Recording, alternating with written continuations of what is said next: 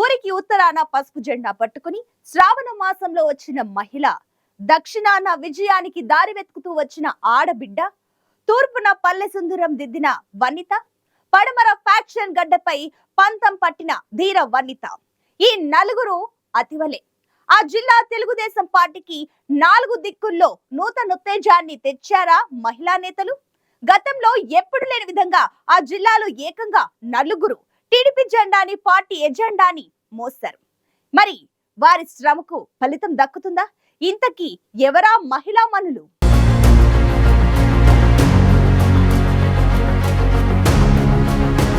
Faction గడ్డ అనంతపురం జిల్లాలో ఎన్నికలంటే అంత ఈజీ కాదు. కానీ అలాంటి చోట ఈసారి ఏకంగా 4 మహిళలు 4 దిక్కులుగా మారి తెలుగుదేశం జెండాతో ఎన్నికల కథన రంగంలోకి దూకారు. ఎంతో మంది ఉద్దండులే ఈసారి ఎన్నికల క్షేత్రంలో దిగేందుకు జంకారు. కానీ ఆ మహిళలు మాత్రం తలపడతాం, నిలబడతాం, గెలిచి చూపిస్తామంటూ రణక్షేత్రంలోకి దిగారు. ఇందులో 2 కొత్తగా పోటీ చేస్తున్న వారు కావడం మరో విశేషం. తెలుగుదేశం పార్టీ ఎప్పుడూ లేని విధంగా ఈసారి మహిళలకు అత్యధికంగా ప్రాధాన్యం ఇచ్చింది. ముఖ్యంగా ఉమ్మడి అనంతపురం జిల్లా చరిత్రలోని మునుపెన్నడూ చూడని విధంగా 4 మహిళలకు టికెట్లు ఇచ్చింది. అనుకోకుండా అలా జరిగిపోయిందా, లేదంటే మహిళలకు ప్రాధాన్యం ఇవ్వాలన్నదే పార్టీ ఉద్దేశమా అన్నది పక్కన పెడితే ఈసారి అనంతపురం జిల్లా రాజకీయాలను 4 మహిళలు శాసించబోతున్నారు. జిల్లాకు తూర్పు దిక్కులో పల్లె సింధూరారెడ్డి, పడమర మాజీ మంత్రి పరిటాల సునీత, ఉత్తరాన బండారు శ్రావణి, దక్షిణాన కురుబ సవిత ఎన్నికల బరిలో హోరాహోరీగా తలపడ్డారు. ఈ 4 మహిళల్లో ఎవరు అసెంబ్లీకి వెళ్లబోతున్నారు, వీరోచిత పోరాటంలో వీరిలో ఎవరు గెలవబోతున్నారనే చర్చ అనంత సీమలో జోరుగా సాగుతోంది.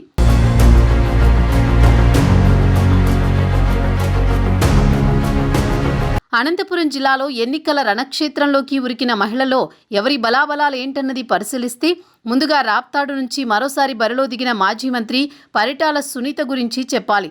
పరిటాల సునీత రాజకీయ అరంగేట్రమే ఉద్రిక్త, ఉద్వేగభరిత వాతావరణంలో సాగింది. భర్త పరిటాల రవీంద్ర హత్యతో ఆమె రాజకీయాల్లోకి వచ్చారు. పెనుకొండ నుంచి ఒకసారి, రాప్తాడు నుంచి 2 సార్లు గెలిచారు. ఇంతవరకు ఓటమి అంటే ఎరుగని సునీత రాప్తాడు నుంచి మరోసారి తన ప్రత్యర్థి అయిన ఎమ్మెల్యే తోపుదుర్తి ప్రకాష్ రెడ్డితో తలపడ్డారు. 2019 ఎన్నికల్లో పరిటాల సునీత కుమారుడు పరిటాల శ్రీరామ్ ప్రకాష్ రెడ్డిపై పోటీ చేసి ఓడిపోయారు. ఆ తర్వాత ఆయన ధర్మవరం వెళ్లడంతో రాప్తాడు బాధ్యతలను మరోసారి సునీత తీసుకున్నారు. ఈసారి ఎమ్మెల్యే ప్రకాష్ రెడ్డిపై గెలిచి తమ కుటుంబ సత్తా చూపించాలన్న సంకల్పంతో ఉన్నారు పరిటాల సునీత. ముఖ్యంగా తాను మంత్రిగా ఉన్నప్పుడు నియోజకవర్గంలో చేసిన అభివృద్ధి కార్యక్రమాలపై ఆమె నమ్మకంగా ఉన్నారు. అదే సమయంలో ప్రకాష్ రెడ్డిపై ఉన్న వ్యతిరేకత, ఆయన సోదరుల తీరుపై సొంత పార్టీ నేతల్లో ఉన్న అసంతృప్తి లాంటి అంశాలన్నీ ఆమెకు కలిసొచ్చే అవకాశం ఉందంటున్నారు. ఈసారి ఎట్టి పరిస్థితుల్లోనూ రాప్తాడులో సునీత పసుపు జెండా ఎగరేస్తారన్న నమ్మకంతో ఉంది టీడీపీ క్యాడర్. అయితే ఎమ్మెల్యే ప్రకాష్ రెడ్డి కూడా తాను మరోసారి గెలుస్తానన్న ధీమాతో ఉన్నారు.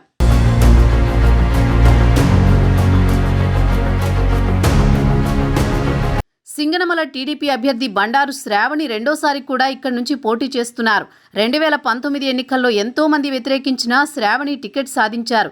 అయితే అప్పట్లో పార్టీ సీనియర్ల సహకారం లేకపోవడంతో భారీ ఓటమి చవిచూశారు. ఆ తర్వాత కూడా ఆమె పార్టీలో చాలా ఇబ్బందులు ఎదుర్కొన్నారు. ఆమెను పార్టీ నుంచి బయటకు పంపించాలని తెర వెనుక ఎన్నో ప్రయత్నాలు జరిగాయి. ఎవరు సహకరించినా సహకరించకపోయినా నియోజకవర్గంలో గట్టిగా నిలబడ్డారు శ్రావణి. ప్రత్యర్థులతో పోరాటం కంటే సొంత పార్టీ వారితో ఆమెకు ఎక్కువగా పోరాడాల్సి వచ్చింది. అనేక ఇబ్బందులు, అవరోధాలు దాటుకుని మరోసారి సింగనమల టికెట్ సాధించారు. రెండోసారి బరిలోకి దిగిన బండారు శ్రావణికి మొదట్లో సొంత పార్టీ నేతలు సహకరించకపోయినా ఆ తర్వాత అంతా కలిసి వచ్చారు.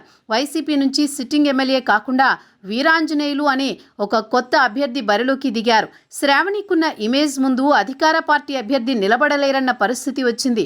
అయితే మధ్యలో టిప్పర్ డ్రైవర్ అన్న నినాదంతో వీరాంజనేయులు కూడా బలమైన పోటీ ఇచ్చారు.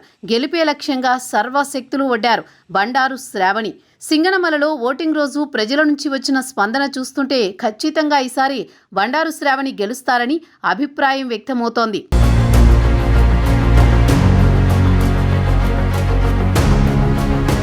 ఇక పెనుకొండ నియోజకవర్గం నుంచి తొలిసారి బరిలోకి దిగిన కురుబ సవిత గురించి చెప్పాలంటే ఆమె ఒక ఫైటర్ అని చెప్పాలి. గతంలో మాజీ ఎమ్మెల్యే పార్థసారథి వెంట నడిచి పార్టీ కోసం ఎంతో కష్టపడ్డారు సవిత.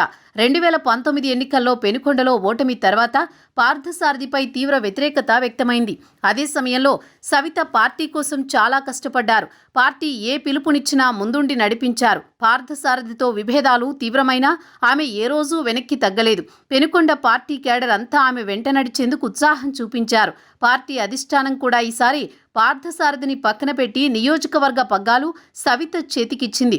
దీంతో ఆమె ఎదురు లేకుండా దూసుకెళ్లారు. మరోవైపు ఆమె ప్రత్యర్థిగా కళ్యాణదుర్గం ప్రాంతానికి చెందిన మంత్రి ఉషశ్రీ చరణ్ వచ్చారు. కళ్యాణదుర్గంలో ఆమెకు తీవ్ర వ్యతిరేకత ఉండడంతో వైసీపీ అధిష్టానం ఆమెని పెనుకొండకు మార్చింది. అయితే ఇక్కడ కూడా ఉషశ్రీ చరణ్కు చాలా మంది నేతలు సహకరించలేదు.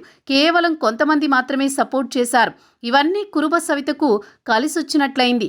దీనికి తోడు పార్థసారథి కూడా సపోర్ట్ చేయడంతో సవిత గెలుపు అంత కష్టమేమీ కాదన్న అభిప్రాయం వ్యక్తమవుతోంది. ఓటింగ్ రోజు కూడా ఈ ప్రభావం కనిపించిందన్నది పెనుకొండ టాక్.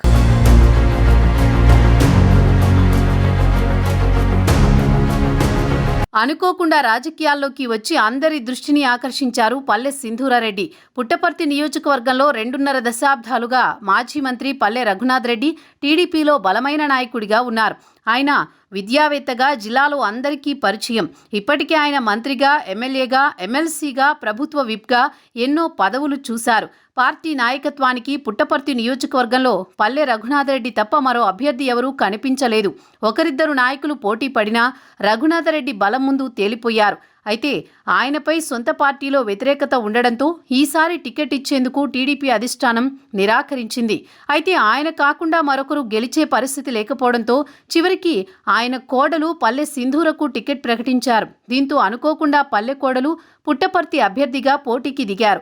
అయితే ఇక్కడ వైసీపీ అభ్యర్థి శ్రీధర్ రెడ్డి బలమైన నాయకుడు, సిట్టింగ్ ఎమ్మెల్యేగా కూడా ఉండడంతో ఆయనకే అనుకూల వాతావరణం ఉందని చాలామంది అభిప్రాయపడుతున్నారు.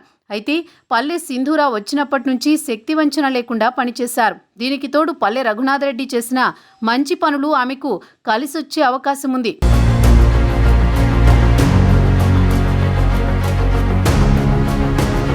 ఇలా నలుగురు మహిళలు భిన్నమైన పరిస్థితుల్లో భిన్నమైన దారుల నుంచి వచ్చారు. గతంలో ఎప్పుడూ లేని విధంగా తెలుగుదేశం పార్టీకి వీరు బలమైన శక్తిగా పనిచేశారు. మహిళా అభ్యర్థులు కాకుండా ఆయా స్థానాల్లో మరెవరు పోటీ చేసినా వైసీపీ రిలాక్స్ అయ్యేదన్న వాదన కూడా ఉంది. దీన్ని బట్టే వారెంత బలమైన పోటీ ఇచ్చారన్నది అర్థమవుతుంది. ఈ నలుగురు వనితలు గెలిచి అసెంబ్లీలో అడుగు పెడితే మాత్రం అనంత చరిత్రలోనే ఇదొక రికార్డుగా నిలిచిపోతుంది.